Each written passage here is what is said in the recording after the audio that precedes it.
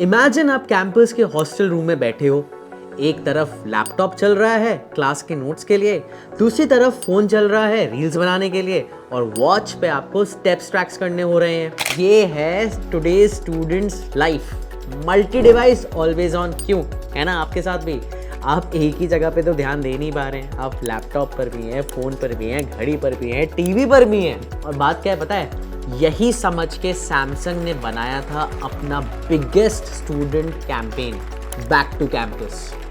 इस वीडियो में हम सिर्फ इस कैंपेन को समझेंगे ही नहीं बल्कि डीप डाइव करेंगे, फ्रेमवर्क्स के साथ, कॉम्पिटिटर कंपैरिजंस के साथ और प्रैक्टिकल स्टूडेंट लर्निंग्स के साथ।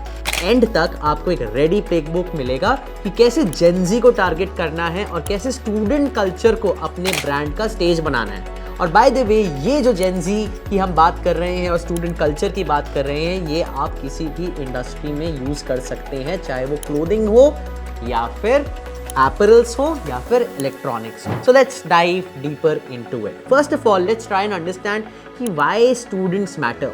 सबसे पहले ये समझना इंपॉर्टेंट है कि सैमसंग ने स्टूडेंट्स को ही क्यों चुना।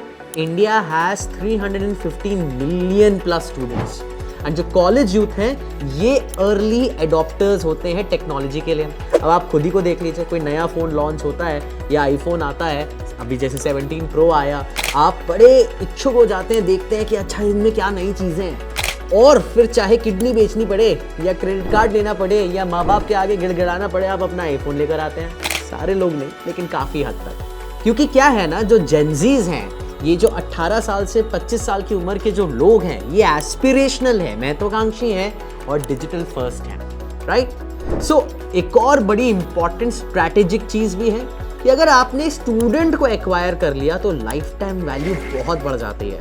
क्योंकि एक आपने 18 साल या 20 साल या 21 साल के किसी बच्चे को पकड़ लिया, अपना कस्टमर बना लिया, अपने इकोसिस्टम पे ले आए, जो गैलेक्सी यूज़ करना स्टार्ट कर गया, तो आप ये सोचिए कि ये जब जॉब में जाएगा, बड़ा बनेगा, शादी करेगा, तब तक इसी की इकोसिस्टम में बसा रहेगा। आप में से कई लोग होंगे जो एप्पल को कब से इस्तेमाल कर रहे हैं या एंड्रॉयड को कब से इस्तेमाल कर रहे हैं, लाइफ टाइम वैल्यू बढ़ जाती है, राइट। अब अगर हम ब्रांड्स के पॉइंट ऑफ व्यू से बात करें, जो सिमिलर कॉम्पिटिटर्स हैं, सैमसंग ने तो ये स्टूडेंट्स के पॉइंट ऑफ व्यू से फोकस किया। एप्पल क्या कर रहा था, क्रिकेट टाइन्स कर रहा था, एक एलिटिस्ट पोजिशनिंग कर रहा था कि भैया हम तो बहुत ही एस्पिरेशनल हैं। वन प्लस की बात करें तो वो बहुत नीश टेकी फोकस पर जा रहे थे।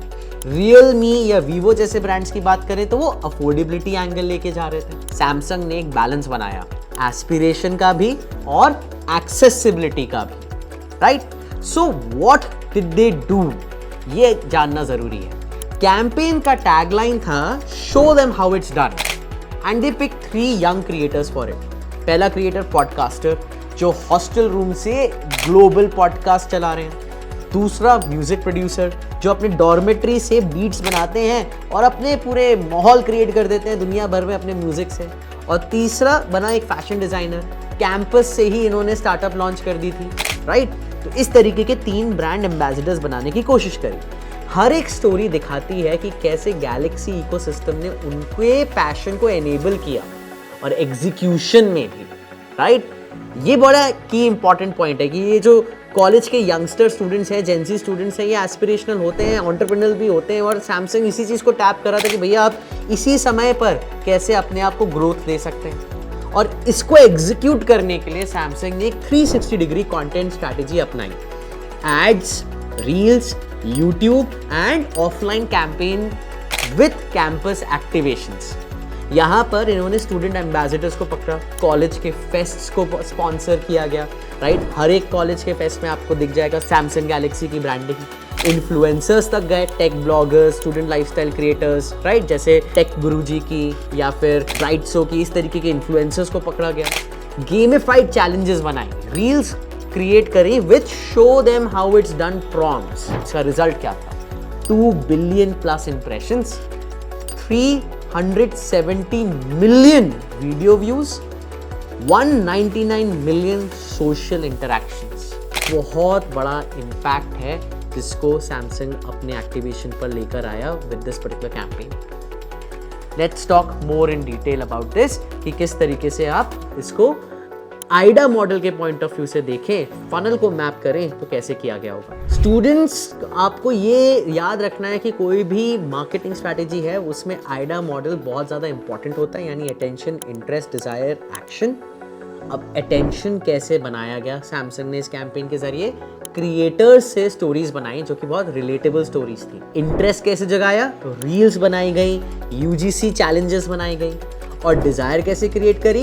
एक एस्पिरेशनल लाइफ दिखाई with all Samsung Galaxy devices. Action की बात करें तो buying devices during campus season, जब एडमिशन सीजन स्टार्ट हो रहा है या कोई सेमेस्टर ब्रेक हो रहा है या समर वेकेशन स्टार्ट हो रही है, तब इन्होंने कैंपस एक्टिवेशंस करे, इंटरेस्टेड स्टूडेंट्स को स्टूडेंट डिस्काउंट्स देकर अपने इकोसिस्टम में लाने की कोशिश करी गई, राइट। अगर फनल पर्सपेक्टिव से बात करें, टॉप ऑफ द फनल की बात करें, टोफू की, तो यहाँ क्रिएटर्स और रील्स ने अवेयरनेस जनरेट कराई। मिडिल ऑफ द फनल में कैंपस एक्टिवेशंस ने कंसिडरेशन क्रिएट किया and bottom of the funnel में सीजनल ऑफर्स आए जो कि कन्वर्जन्स पर फोकस करते हैं। तो इससे लेसन क्या है? हर कैंपेन का फनल मैपिंग होना चाहिए। अगर आप अपने कॉलेज फेस्ट के लिए स्पॉन्सर अट्रैक्ट करना चाहते हो तो सोचो स्पॉन्सर को क्या मिलेगा? Top of the funnel strategy, middle of the funnel strategy या bottom of the funnel strategy, या फिर तीनों, और किस स्टेज पर? Remember that all of you guys might be doing something of that currently as well. अब अगर हम एसटीपी की बात करें, पीसो मॉडल की बात करें एंड 7 पीस की बात करें, तो यहां पर क्या सैमसंग ने इंप्लीमेंट किया? तो सेगमेंटेशन की बात करते हैं एसटीपी मॉडल में। यहाँ पर प्राइमरी सेगमेंट था जेनजी स्टूडेंट्स, जो कि urban and semi urban students थे। टारगेटिंग की बात करें तो एस्पिरेशनल मिडिल क्लास, ये इनका मेन टारगेटिंग था। और पोजीशनिंग क्या थी कि अगर आप गैलेक्सी इकोसिस्टम में आते हैं then that is the enabler of your dreams. अब पीसो फ्रेमवर्क की बात करें, यानी पेड मीडिया कहाँ से मिली, अर्न मीडिया कहाँ से मिली, shared media as well as own media. तो पेड मीडिया यानी इनने ऐड चलाए, इंस्टाग्राम रील ऐड चलाए, यूट्यूब ऐड चलाए। अर्न मीडिया इनको पीआर के जरिए मिला, सैमसंग्स लार्जेस्ट स्टूडेंट कैंपेन, ये पीआर मिला इनको न्यूज़पेपर में, मैगजीन्स में, इवन यूट्यूब के जरिए भी। शेयर्ड मीडिया इन्हें मिला मीम चैलेंजेस के जरिए, रील्स के जरिए, जहाँ पर स्टेप अप वाला जो कैंपेन चला तो यहाँ पे लोगों की कम्युनिटी बनी और उन्होंने ही इस पर्टिकुलर कैंपेन को आगे बढ़ाया। और अगर ओन मीडिया की बात करें तो सैमसंग ने खुद अपने वेबसाइट पर और एक अलग से माइक्रो साइट भी बनाई which was only focused on this particular campaign. Remember that. अब अगर हम 7 P's ऑफ मार्केटिंग की बात करें तो प्रोडक्ट क्या था? प्रोडक्ट था गैलेक्सी इकोसिस्टम। यहाँ पे प्रोडक्ट खाली गैलेक्सी का फ़ोन या वॉच या आप कह लीजिए नोटबुक नहीं थी, यहाँ पे एक पूरा इकोसिस्टम था। प्राइस क्या रखी गई? स्टूडेंट अफोर्डेबिलिटी को पॉइंट ऑफ व्यू में रखते हुए, इसलिए बंडल्ड ऑफर्स पे काफ़ी ज़्यादा फोकस किया गया। अगर हम प्लेस की बात करें कि आप कहाँ से खरीदते, तो यहाँ ऑनलाइन काफ़ी ज़्यादा फोकस था और साथ ही साथ ऑफलाइन में कैंपस एक्टिवेशंस पर फोकस किया गया था। प्रमोशन किया गया इन्फ्लुएंसर्स के जरिए और रील्स के जरिए। और किस तरीके के लोगों को इन्वॉल्व किया गया? पीपल की अगर हम बात करें तो स्टूडेंट एम्बेसडर्स काफ़ी सारे बने, हर एक कॉलेज में स्टूडेंट एम्बेसडर बना और उनके ज़रिए ये लोग ग्रास रूट लेवल पर जा पहुँचे। और प्रोसेस की बात करें तो इन्होंने एक सीमलेस इकोसिस्टम यूएक्स पर फोकस किया। याद रखिए प्रोडक्ट में यूआई यूएक्स बहुत इंपॉर्टेंट होता है and the UI UX also plays a very important aspect in your marketing strategy. रही बात अगर हम फिजिकल एविडेंस की बात करें तो स्टूडेंट्स जो कि ये डिवाइसेस को यूज़ कर रहे थे उनकी रियल लाइफ स्टोरीज दर्शाई गई कि देखिए ये हमारा प्रोडक्ट है, इन स्टूडेंट्स कैसे इस्तेमाल कर रहे हैं। तो ये है 7 P's। अगर हम आर्केटाइप्स का और कल्चरल का एनालिसिस करें तो सैमसंग अपने आप को द क्रिएटर आर्केटाइप पर फोकस कर रहा है, यानी empowering students to create, right. ये इसकी पर्सनालिटी है कि भैया अगर आप हमारे पास आ रहे हैं या गैलेक्सी इकोसिस्टम पे पहुंच रहे हैं तो हम आपको एम्पावर करेंगे क्रिएट करने के लिए, चाहे वो कंटेंट हो चाहे वो बिजनेस।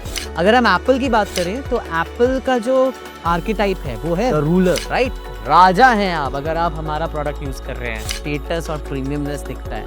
वन प्लस की बात करें तो वन प्लस अपने आप को दर्शाता है एज द एक्सप्लोरर, कि आप एडवेंचरर हैं और अगर आप एडवेंचरर हैं तो आप हमारा फ़ोन या हमारी कंपनी से जुड़ें। कल्चरल फिट अगर हम बात करें, जो इंडियन यूथ है ना, जो कॉलेज की यूथ है, आप हैं बड़े क्रिएटिव, आप हैं एक हसलर, आप हैं जुगाड़ू, यस और नो। और सैमसंग ने इस चीज़ को आइडेंटिफाई किया। सैमसंग ने इकोसिस्टम को स्टूडेंट हसल का एनेबलर बनाया, राइट? इसीलिए काफ़ी सारे स्टूडेंट्स इसके साथ जुड़ पाए। सो आप कमेंट करके बताओ, आपको लगता है आज के स्टूडेंट्स के लिए कौन सा सबसे आर्केटाइप रिलेटेबल होगा? क्रिएटर यानी कि सैमसंग जैसा, रूलर यानी कि एप्पल जैसा, या फिर एक्सप्लोरर यानी कि वन प्लस जैसा? किस पर्टिकुलर आर्केटाइप पे या पर्सनालिटी पर आज के स्टूडेंट्स रिलेट कर पाएंगे ज़्यादा, राइट? यही प्लेबुक और ब्रांड्स ने भी ट्राई किया। जैसे कि फॉर एग्जांपल अगर हम पेप्सी आईपीएल यूथ कैंपेन्स की बात करें तो म्यूजिक को क्रिकेट के साथ जोड़कर, इन्फ्लुएंसर्स के साथ जोड़कर प्रदर्शन किया गया पेप्सी का। एमटीवी ने ब्रांड के साथ कोलैबोरेशन किया, कैंपस यूथ कनेक्ट करके कैंपसेस में जाके एक्टिवेशन हो रहा था। क्रेड की बात करें, क्रेड ने मीम्स क्रिएट करे अर्बन डिजिटल यूथ को कनेक्ट करने के लिए। अगर आपको याद होगा राहुल द्रविड़ का इंदिरा नगर का गुंडा हूं मैं, कभी देखा था राहुल द्रविड़ को फील्ड पर ऐसे बात करते हुए, राइट? बट सैमसंग ने क्या किया? सैमसंग ने एक इकोसिस्टम का एज दिया, एक डिवाइस नहीं पूरा लाइफस्टाइल पर फोकस किया, राइट? सो आप क्या कर सकते हैं, आपका असाइनमेंट क्या होना चाहिए? एक ऐसा कैंपेन डिजाइन करें अपने कॉलेज में किसी फेस्ट के स्पॉन्सर के पॉइंट ऑफ व्यू से, उनको एक पूरा आइडा मॉडल क्रिएट करें, एसटीपी बना के दिखाएं, पीसो मॉडल पे एक फ्रेमवर्क बनाएं और वो चीज़ उनको लेकर जाएं कि आप अपने कॉलेज में इस ब्रांड को कैसे एक्टिवेट कर सकते हैं। So what are the key takeaways from this particular case study, from this particular campaign? Your number one key lesson is कि ecosystem is much greater than the product push itself. अगर आप एक ecosystem दे सकते हैं तो आपके customer की life time value बढ़ जाती है और वो आपके साथ लॉन्ग टर्म रिलेशनशिप बना के रखते हैं। नंबर 2 चीज़ क्या इंपॉर्टेंट है आज के टाइम पर? Relatability is much more important than celebrity का ग्लैमर, राइट? सो रिलेटेबिलिटी पर फोकस करना है। एंड इम्पॉर्टेंट चीज़ और क्या है? फनल को मैप करें, ये बहुत ज़्यादा एसेंशियल है। और वही पीसो फ्रेमवर्क, 7 पीस फ्रेमवर्क को कंबाइन करिए ताकि आपका एक पावरफुल मार्केटिंग एग्जीक्यूशन मैप बने। एंड टाइमिंग बहुत इंपॉर्टेंट है। जैसे अगर ये कैंपेन एग्जाम्स के टाइम पे चल रहे होते तो इतने सक्सेसफुल नहीं होते, लेकिन बैक टू कैंपस कि आप कॉलेज दोबारा जा रहे हैं छुट्टियों के बाद या फिर अर्ली कॉलेज डेज में ये जो कैंपेन्स हैं ज़्यादा चलते हैं। तो ऐसा है, सैमसंग ने एक मास्टर क्लास दी on how to own student culture. आपको लगता है आपके कॉलेज में कौन सा ब्रांड ऐसे कैंपेन चला सकता है? कमेंट करके बताओ। और अगर आपको ये डीप डाइव पसंद आया तो भी कमेंट करें और बताएं कि आप और ऐसे कौन से ब्रांड्स के बारे में डिटेल्ड मार्केटिंग केस स्टडी जानना चाहेंगे, क्या ब्रांड डाइसेक्शन करवाना चाहेंगे फ्रेमवर्क्स के साथ। Because at the end of the day I want कि आप बस एक व्यूअर ना बने बट एक प्रॉपर मार्केटर बन के आगे निकले। अगर आपको अपना करियर डिजिटल मार्केटिंग में बनाना है तो डिस्क्रिप्शन में एक लिंक जरूर मिलेगा आपको, जहां पर आप एक free digital marketing career counselling आप ले सकते हैं। तो उसका फ़ायदा उठाएं एंड डिजिटल मार्केटिंग वाला पे इसी तरीके के कंटेंट को देखने के लिए ज़रूर आते रहें।